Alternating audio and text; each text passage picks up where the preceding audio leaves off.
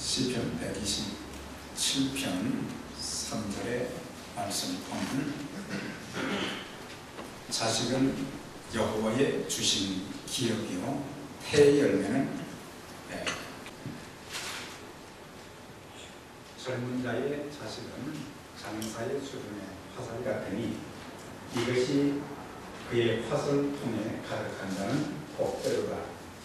그들이 성문에서 그들의 원수와談判할 때 수치를 당하지 아니하리로다. 결국은 자녀에 대한 말씀을 해주셨는데, 자녀는 하나님께서 부모들에게 주신 최고의 재산이다. 기업이라고요. 최고의 재산이고, 또 선물 중에 최고의 선물이고, 또한 최고의 상급이라 그렇게 말씀을 하셨습니다. 그러면서 이것이 그의 화살통에 가득한 자는 복되도다 라고 하는 것은, 자녀들이 많은 것은 하나님께 많은 복을 받은 것이다. 그래서 자녀의 복을 말씀을 해 주셨으며, 또한 장사의 손에 쥐어있는 화살이라 그랬습니다.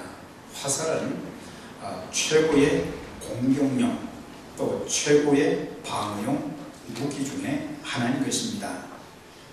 이 말의 뜻은 부모가 늙고 병들게 되면 돕고 부양할 수 있는 존재가 누구냐? 자녀들이라고 하는 것을 가르쳐 주고 있습니다. 부모가 살면서 위기에 처해 있을 때에 하나님께서 세우신 전방의 군사와 같은 존재가 바로 자녀들이라고 하는 것입니다. 또한 성문에서 수치를 당치 않는다는 것은 부모가 죄가 없이 부당하게 고소를 당하고 재판장에 설지라도 두려워할 필요가 없다고 하는 것입니다. 왜냐하면 잘 키운 자녀들은 부모가 어려움을 당하지 않도록 구경만 하지 않고 힘껏 도울 것이기 때문이다. 그래서 자녀의 존재가 어떤 존재인가도 말씀해 주셨고, 또 그 자녀들이 얼마나 이 부모들에게 큰 힘이 되어지고 또한 축복인 것을 말씀해 주고 있습니다. 여기서 한 가지 우리가 더 빼놓아서는 안 될 것은 장사의 수준의 화살이라 그랬어요. 그래서 화살은 활을 쏘는 자의 중요함을 여기서 가르쳐 주고 있는 것입니다. 그래서 부모는 자녀라는 화살을 쏠 때 목표를 향해서 제대로 쏘아야지, 아무렇게나 쏘게 된다고 하면 그 자녀의 장래가 잘못될 수도 있다고 하는 것입니다. 그래서 자녀의 장래가 부모의 손에 달려있다. 물론 하나님의 손에도 달려있지만, 부모된 자들이 자녀들을 어떻게 키우느냐에 따라서 그 자녀의 인생의 방향이 달라질 수 있다는 것을 가르쳐 주고 있는 것입니다. 그래서 자녀들이 잘못되는 것은 자녀의 문제라기보다는 부모들의 문제가 적지 않게 많다는 것을 우리는 깨달아야 되는 것입니다. 사실 저나 여러분들이 그 자녀들을 키우면서 참 체험했던 좋았던 점들이 굉장히 많습니다. 물론 자녀 때문에 가슴 아픈 적도 있고 눈물을 흘릴 때도 있었고 참 힘든 시기도 많이 있었지만, 사실 자녀들을 키우면서 좋았던 점이 몇 가지가 있어요. 그 중에 하나가 자녀들은 부모에게 웃음을 많이 선물을 했습니다. 사실 우리가 결혼해서 지금까지 살아오면서 우리가 가장 많이 웃었을 때가 언제일까? 한번 저도 생각을 해봤어요. 언제 제일 많이 웃었을까? 그런데 아이를 낳고 나서 이 아이들이 참 건강하게 아름답게 잘 자라고 또 생활하는 그런 모습을 보면서 아이들 때문에 재롱을 떨 때도 많고 말이죠. 그래서 자녀들 때문에 웃을 일이 참 많이 있었어요. 그런데 이제 자녀들이 다 성장하고 나가니까 말이죠. 이제는 식탁에 둘이 앉아서 그냥 별 대화도 없이 그냥 밥만 먹고 있단 말이죠. 참 그런 것을 보면서 이 자녀들과 같이 앉아서 웃고 떠들며 식사할 때가 제일 좋은 때 중에 하나다. 그런 것을 우리가 느끼게 되는 것입니다. 또한 자녀들은 가정의 평화의 버팀목이 되어졌다고 하는 것입니다. 이 부부가 살다 보면은 서로 생각이 맞지 않고 의견이 달라서 가끔 다툴 때가 많습니다. 서로 싸우고 말이죠. 화를 내고 그럴 때 이 아이들이 말이죠. 싸우는 엄마 아빠를 보면서 엄마 아빠 싸우지 말어. 어른들이 싸우지 않아야 되는데 어린 아이들이 부모의 싸움을 말리게 되는 거예요. 그러면은 아이들이 엄마 아빠 싸우지 마라 그렇게 얘기를 하게 되면은 이제 엄마나 아빠가 화를 누그러뜨리고 서로에게 미안하다고 하면서 화해를 하게 되는 그런 경우도 적지 않게 많이 있었습니다. 또한 자녀들은 부모의 경계의 요소가 되기도 하는 것입니다. 어린 자녀들 앞에서 부모가 함부로 말하고 행동하면 자녀들이 그대로 담는다고 하는 것입니다. 부모가 욕을 잘하면 아이들도 닮아서 욕을 그렇게 잘 하더라고요. 그래서 부모는 몸가짐에 있어서도 자녀들 앞에서는 조심해야 되는 거예요. 말하는 것도 조심하고 행동하는 것도 조심하고 또 서로 부부간에 이렇게 갖는 그런 모든 일에 있어서 조심해야 되지. 그래서 만약에 내가 잘못한 것을 자녀들이 그대로 답습하고 살아간다고 하면, 그래서 자녀들이 나중에 잘못된다고 하면 그 책임은 자녀들에게 있는 것이 아니라 부모에게 있다고 하는 것입니다. 남왕국 유다의 왕이었던 히스기야는 42살에 늦둥이를 하나 낳았어요. 42살에 늦둥이를 하나 낳았으니까 얼마나 참, 그 늦둥이도 하나밖에 없는 늦둥이를 낳은 거예요. 그래서 그 아이가 12살이 될 때까지 아주 건지 옥격으로 잘 키웠어요. 그런데 문제는 이 아버지는 아들이 너무 귀하기 때문에 아들이 잘못해도 책망도 하지 않고 또 제대로 가르쳐야 되는데 가르치지도 않고 또 삶에 있어서도 신앙으로서 좋은 본을 보이지 못했고 결국에 나중에 그 아이가 12살에 히스기야가 54세에 이제 죽었잖아요. 죽고 난 그 이후에 12년 동안을 이제 키웠던 그 아들이 왕이 되었어요. 그런데 왕이 되고 나서 아버지의 신앙을 따라서 신앙생활하고 하나님을 섬긴 것이 아니었어요. 하나님의 성전에 우상을 섬기기 시작했고, 그래서 55년 동안 왕으로 타면서 이스라엘 민족, 남왕국 유다가 결국에 망하는 그 일에 가장 앞장섰던 이 사람이 누구냐? 므낫세라고 하는 왕이었던 것을 보게 되는 것입니다. 그래서 우리는 잠언서 기자가 우리에게 참 교훈해 주시는 말씀을 들어야 합니다. 마땅히 행할 길을 아이에게 가르치라. 그리하면 늙어도 그것을 떠나지 아니하리라 그랬어요.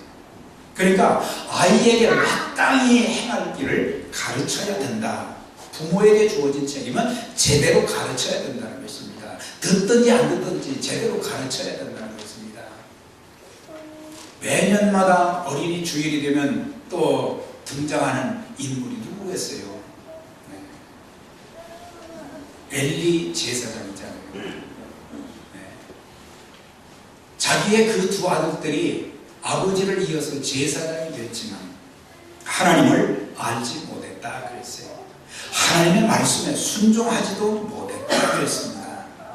나중에 이 아이들이 하나님 앞에 드릴 그 제물을 먼저 갈취해 가기도 했고, 또한 이제 회막문에 참 수종되는 여인과 간음죄를 짓기도 했고, 그런데 아버지는 그 아들들을 크게 꾸짖지도 아니했고 사람들이 이런저런 말을 하니까 조심하라 그런 정도로 끝냈던 것을 볼 수가 있어요.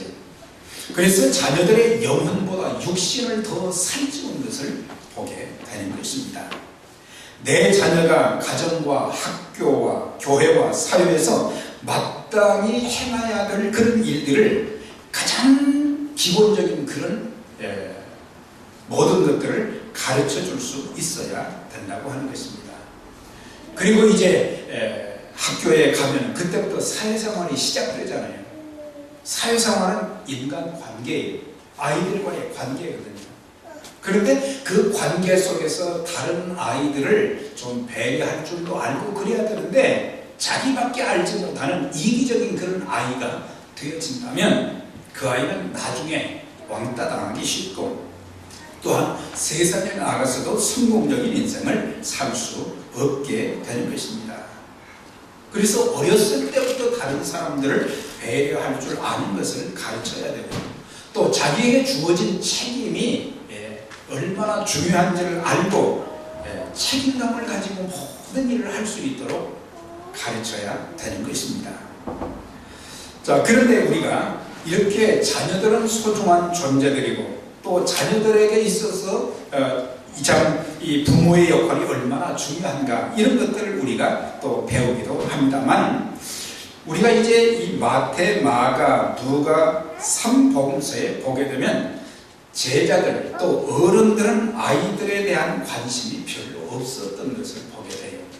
예수님을 스승으로 모시고 살면서 하나님 나라의 진리를 배우기도 하고 그랬지만은 이 어른들은 아이들에 대한 관심보다는 자기들에 대한 관심이 더 컸던 것을 보게 되는 것입니다.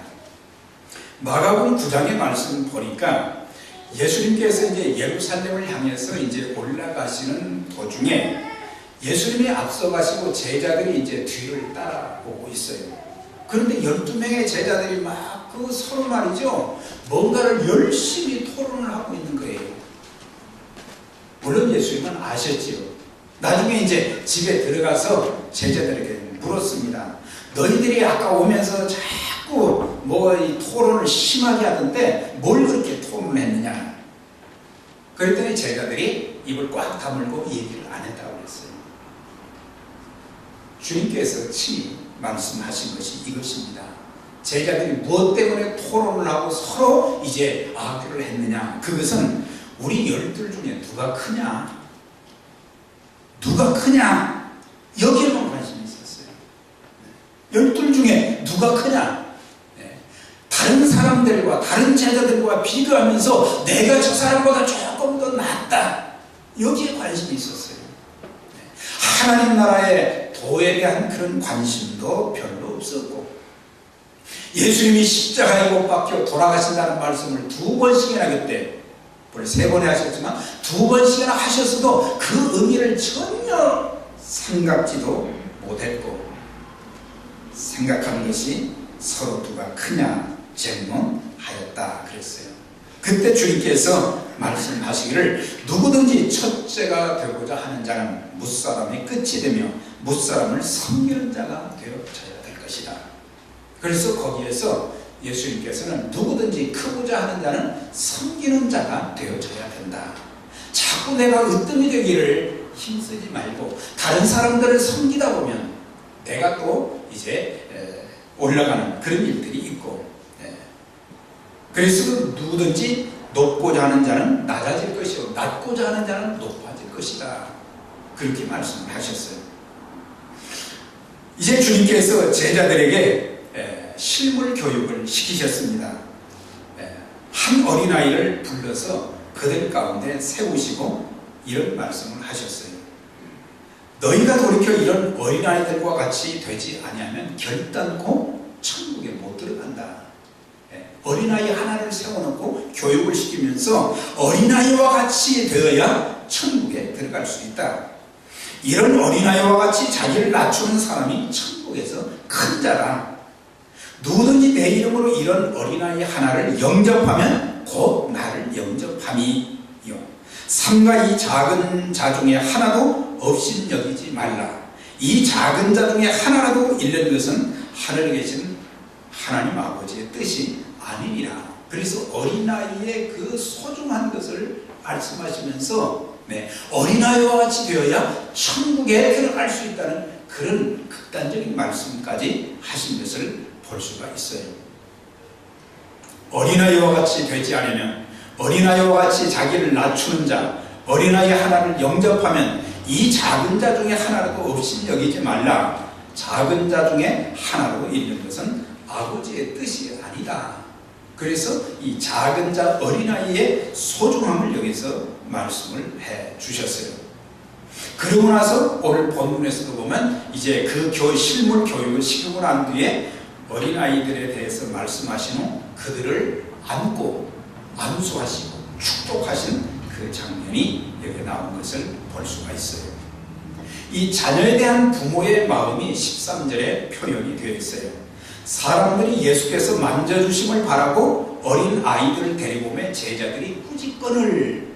여기 참 보면은 제자들은 어른들입니다. 그런데 어른들이 아이들을 사람들이 예수님께 데리고 와서 만져주시기를 바랐다. 뭐 그냥 쓰다듬어 주시기를 바란 것이 아니라 안수하시고 축복해 주시기를 원하셔서 데리고 왔다 그랬어요. 그런데 여기 말씀 보면 사람들이 데리고 왔다 그랬거든요. 그런데 사람들이라기보다는 데리고 온 그들이 누구냐? 부모들이라고 하는 거예요. 누가복음서에는 그걸 더 정확하게 설명을 했어요. 사람들이 자기 어린 아기들을 데리고 예수께로 오매 그랬거든요. 그러니까는 부모들의 관심은 뭐예요? 우리 자녀들이 예수님께 안수를 받고 예수님께 축복을 받는, 그래서 나중에 이 아이들이 축복된 인생이 되었으면 좋겠다. 그게 부모의 마음이란 말이죠. 예수님이 오셔서 천국 복음을 전파하시고 병든 자들을 또한 치료하시고 그런 것들을 보면서 예수님께 안수받고 축복받는 것이 얼마나 중요하다. 그것을 알고 예수님께 데리고 왔던 것을 보게 돼요. 요즘에도 마찬가지죠. 교회에 나오는 부모들은 우리 아이들이 어리면 말이죠. 맨 먼저 생각하는 것이 언제 유아세례를 받습니까? 그렇게 물어요. 유아세례. 유아세례를 받으면 우리의 아이가 천국 갈 수 있지 않겠는가, 그렇게 생각하고 유아세례부터 먼저 생각을 하게 되는 것입니다. 그런데 중요한 것은 이 아이가 점점 자라갈 때에 이 아이에게 복음을 전해서 예수님을 영접하도록 만드는 것이 중요한 것이지 유아세례를 받는 것이 중요한 것이 아니다. 사실 성경 전체 복음서에도 보면요, 유아세례를 주었다는 성경 구절이 한 군데도 없어요. 한 군데도 없어요. 예수님께서 안으시고 안수하시고 축복하셨다는 그런 내용은 여러 군데 나오지만 유아세례를 주었다는 데가 없고, 유아세례를 받았다고 해서 그 아이가 구원받는다는 성경 구절이 한 군데도 없어요. 우리가 그걸 잘 알아야 됩니다. 잘 알아야 돼요. 그래서 이 아이들이 통계에 의하면 보통 4살 정도가 되면 예수님을 영접할 수가 있다고 합니다. 물론 대부분 미국의 유명한 이 목회자들 보면 한 6살, 7살, 8살 때 예수님을 구세주와 주님으로 영접했다는 그런 통계가 있어요. 하여튼 좀 빠른 아이들은 4살만 되면은 예수님에 대한 그 복음을 이렇게 잘 설명해주면 이 아이들이 그것을 깨닫게 되고 예수님을 영접하게 된다고 하는 것입니다.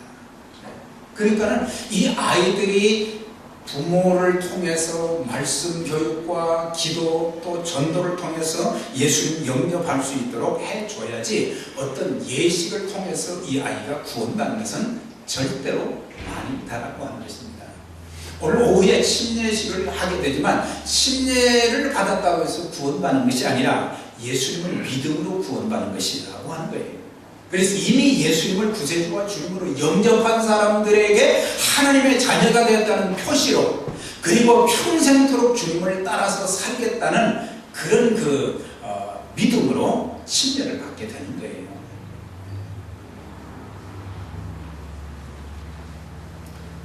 이렇게 부모들이 어린아이들을 데리고 와서 예수님께 참 안수를 받고 축복을 받기를 원했는데 제자들이 막 꾸짖는 것을 보게 돼요. 왜 어린아이들을 데리고 오느냐 이거예요.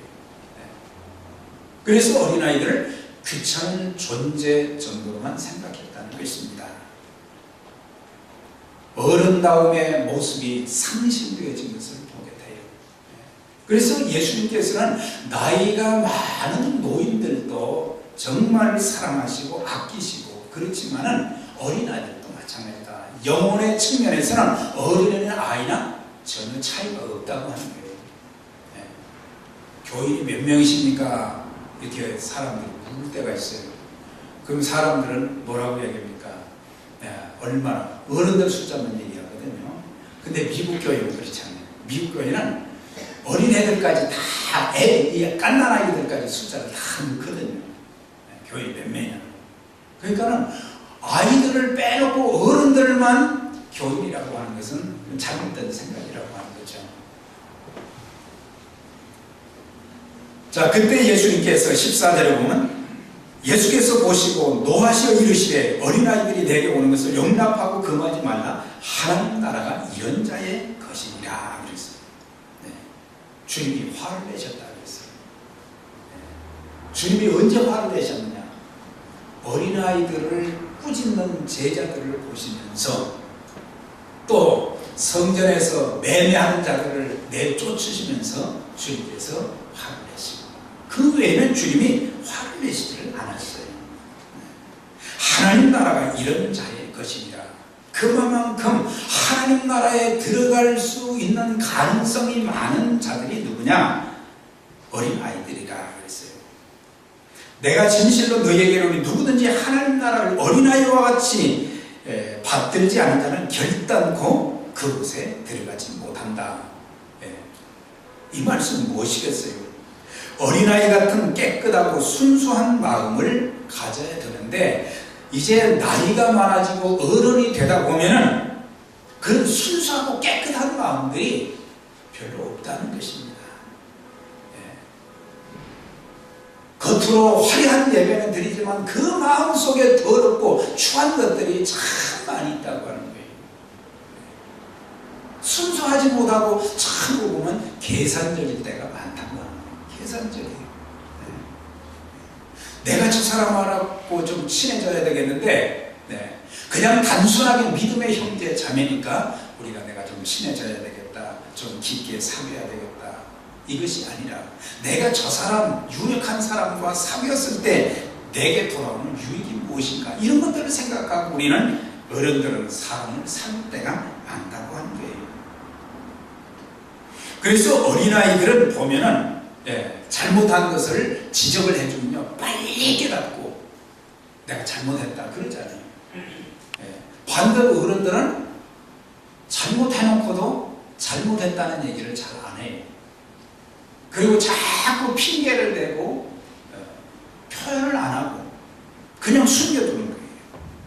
그런데 어린아이는 빨리 죄를 인정하고 회개하고 깨끗한 마음으로, 순수한 마음으로 예수님을 영접하는 그런 모습을 보게 돼요. 한국인의 신앙의식 보고서에 보면 언제 예수님을 영접했습니까? 그걸 나이별로 이렇게 조사를 했어요.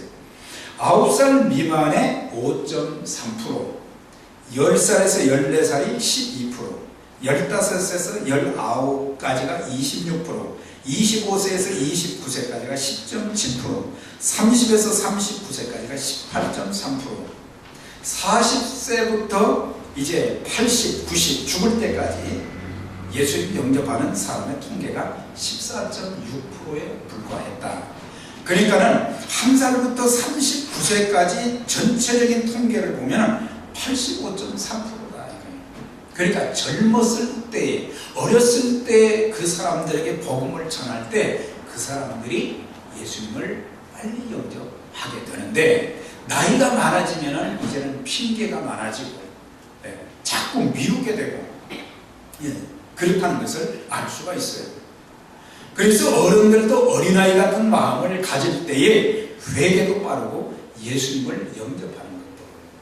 그 사람들 보면 전도를 하다 보면요, 물론 어떤 사람이 참 예수 믿을 준비, 익은 곡식이 되었는지 안 되었는지 알 수도 있지만, 대부분의 어른들은 보면은 자꾸 미루게 됩니다.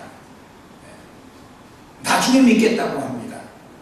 그리고 잘못된 것을 뉘우치고 회개하는 일도 별로 없어요. 왜? 자기 주관이 너무 강하기 때문입니다.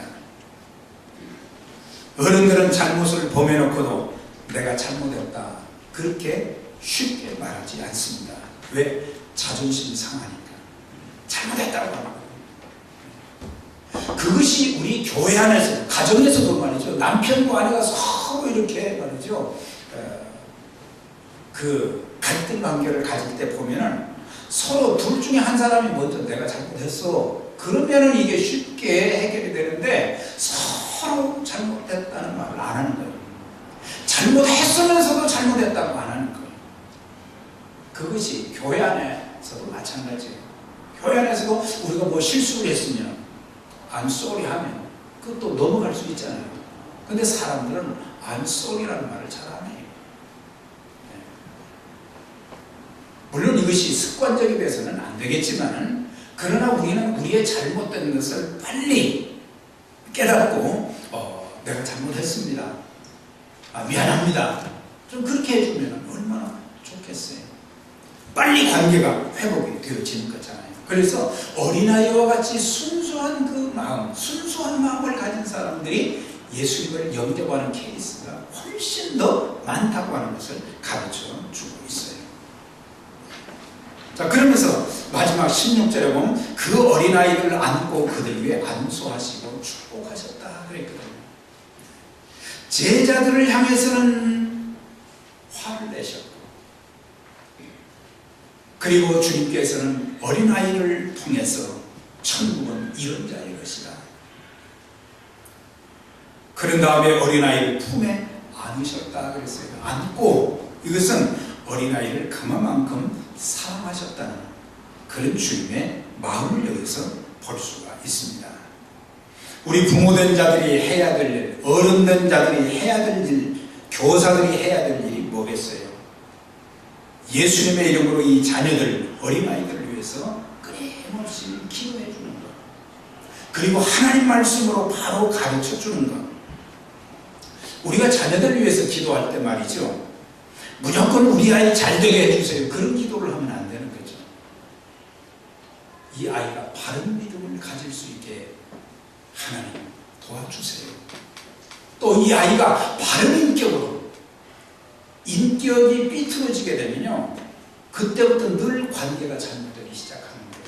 그래서 학교에 가서도 집안에서 잘못 형성되어진 그 인격의 아이들이 학교에 가서도 싸움을 많이 하게 돼요. 그리고 문제를 더 많이 일으키게 되거든요. 그래서 우리는 그 아이들이 바른 믿음을 가지고 신앙생활을 잘 할 수 있도록, 그리고 바른 인격이 형성이 되어져서 주님을 닮은 인격으로 변화되어져서 참 사람들을 배려할 줄 알고 또 약자를 도울 줄 알고, 그런 그 자녀, 나아가서는 부모님에게도 효도하는 자녀가 되도록 사명자가 되어서 이 땅에서 선한 영향력을 끼치는 자녀들이 되도록 기도하고 축복해 주어야 되는 것입니다. 왜? 이 자녀들이 장래의 희망이기 때문입니다. 이 자녀들이 우리의 대를 이어서 우리 교회를 섬기고 하나님 나라에 쓰임받을 수 있는 그런 자녀들이 되기 때문입니다. 더 나아가서는 이 자녀들에게 부모의 비전을 이어받아 사명을 감당하는 자녀들이 되도록 키워야 된다고 하는 것입니다. 여러분들이 미국 기독교 역사에 참 훌륭한 목회자 중에 한 사람이 R.A. 토레이 목사님 이름 들어보셨는지 모르겠어요. R.A. 토레이. 그 다음에 이제 그 아들 때, 그 다음에 그의 그 손자가 누구냐면 대천덕 신부예요. 한국에서 이렇게 사역했던 대천덕 신부라는 분. 물론 이건 로마 카톨릭이 아니라 성공입니다. 성공 그 신부죠. 강원도 태백시 적각동 산 62번지 해발 1000m에 삼수령이 있는데 그 삼수령에다가 이 대천덕 신부가 예수원을 세웠어요. 그런데 그 삼수령은 왜 삼수령이 되느냐? 한반도에서 유일한 세 갈래 길 지점으로 이곳에서 물이 나오기 시작한 그 물이 동해와 낙동강, 한강으로 흘러들어간다는, 세 줄기로 흘러들어간다는 거예요. 즉 동쪽, 서쪽, 남쪽 세 갈래로 나뉘어지게 되는데 이곳은 2002년에 작고한 대천덕 신부가 1965년에 한국의 산림청으로부터 15만 평을 빌려서 삼수령 목장을 거기에 세웠다고 합니다. 목장을 세운 것은 뭐 먹고 살기 위해서가 아니라 여기서 소를 키워가지고 북한에 좀 보내야 되겠다. 그런 마음을 가지고 또 북한을 위해서 기도해야겠다. 지금 이제 세 곳으로 물은 흐르지만 북쪽으로는 물이 안 흐른다는 거예요. 그러니까 북한 선교의 비전을 가지고 대천덕 신부와 또한 그 다음에 이제 그의 그 아들 한국 의수족 사업 창시자인 2세 토레이가 거기서 또 있었고 3세인 이제 대천덕 신부까지 한국에서 일했지만 이제 죽고 나니까 그 사업이 중단이 되게 된 거예요. 그런데 4대인 벤 토레이가 미국 생활을 청산하고 2005년 10월 달에 52세 나이에 한국으로 영구 귀국을 해서 남북이 통일되는 그날을 바라보며 사역을 감당하겠다. 그래가지고 그 삼수령에서 연수원을 통해서 일꾼들을 키우고 또 북한 백성의 길을 예비하기 위해서 축산과 영농 기술을 습득해서 나중에 북한에 보급하겠다.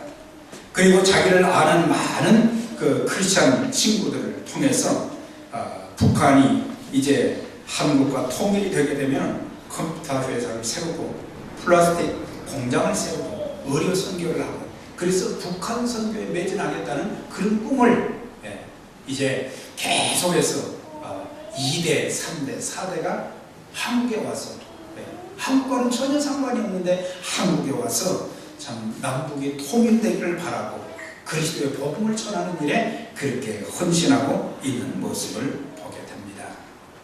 사랑하는 여러분, 우리는 오늘 어린이 주일을 지키면서 영국의 참 목사님인 요한 웨슬리의 이야기를 우리가 참 새겨보아야 될 것입니다. 그가 이런 말을 했어요. 언젠가 우리가 하나님 앞에 섰을 때 하나님께서 우리에게 세 가지를 물 것이다. 하나는 내가 너에게 준 시간을 어떻게 사용했느냐, 그 많은 시간을 어떻게 사용했는가.